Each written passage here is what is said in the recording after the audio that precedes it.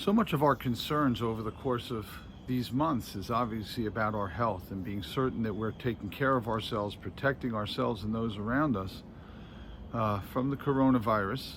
And it's really increased, I think, a focus on health. I'd like to bring to your attention something from this week's Torah portion, which also, I think, addresses the question of health and our responsibilities to ourselves and to others. This week's Torah portion has the remarkable mitzvah of the Nazir, of the Nazarite, who chooses to abstain from drinking wine and from cutting his hair, contact with dead persons, for a period of, let's say 30 days, but whatever it is, abstains from drinking wine. So the Talmud has the following debate. It wants to know, according to one opinion, the Nazir is holy for having abstained from wine. According to another opinion, the Nazir is a sinner for having abstained from something he did not need to abstain from. Let's focus on the first opinion, the opinion of Rebbe Elazar. Rebbe Elazar says that the Nazir is holy, and the reason that he's holy is because he has abstained from something he's capable of abstaining from. He's sort of restrained himself. According to Rebbe Elazar, based on this, somebody who fasts, an unnecessary fast, just in order to somehow or other rein in their impulses, whatever the case may be, right? Somebody who does something like that is holy. The Nazir is holy for having reined himself in, from having controlled himself and not indulged in wine. It's an act of holiness. Then the Gemara asks the following question. But Rebbe Elazar, you said somewhere else something very different, and let me read it to you from the Talmud. What Rebbe Elazar said. A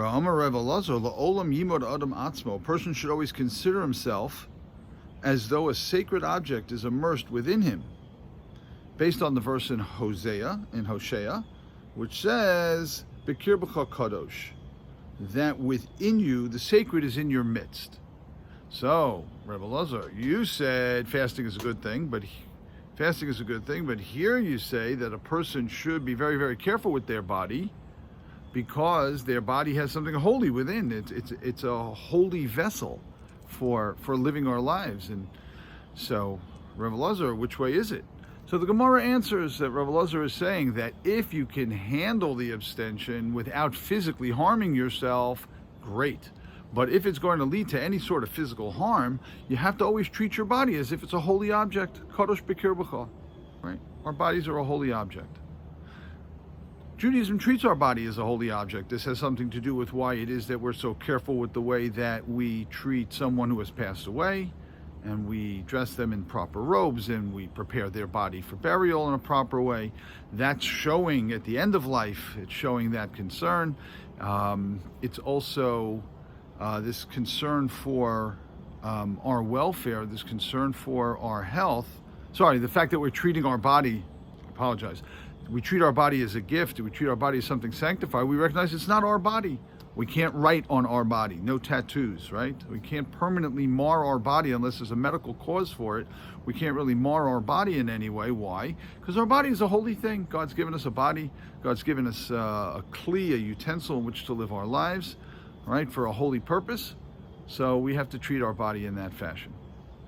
I think the upshot of what Rebbe Elazar is saying is that anytime that we act in a healthful fashion, we're doing something holy, right? The body is holy. We're supposed to view our body as a holy utensil that was given to us by God, and therefore anything that we do that increases the health and function of that body so that we can be better at living this life, enjoying this life, and growing within this life, anything that we do that's healthful is a holy action. In light of that, everything that we're struggling with now, everything that we're doing now, after months already, it starts to become like, enough already, right? Everybody wants to come out and, there's a certain frustration that you feel that, you don't want to be involved in a behavior that you should be concerned is unhealthful. But on the other hand, we've been cooped up for so long. So perhaps we can reframe it a little bit. Instead of just merely, it's a virus and I don't want to get the virus, etc., etc., I'm acting in a holy fashion. I want to be a holy Jew. And a holy Jew protects their health. So even though I'm a little frustrated and done already and enough with the distancing and all that stuff, the reality is that I'm doing something that's holy, not just healthful, but holy. we strive for holiness. That's what we're about as Jews. Let's continue to strive for that holiness by being healthful, by respecting the healthfulness of others, and by doing things that are healthful and respecting the health of others. We're really doing something which is very, very holy and very, very elevated. On that note, I want to wish everybody a good Shabbos. We're getting so close to, or at least getting closer, I should say, getting closer to being together, and we're really looking forward, God willing, when the time is right, to be together and to enhance not only the holiness of our healthfulness, but to take that holiness and come together as a community and celebrate together and be together, and God willing, to uplift the holiness of our entire community. Shabbat Shalom.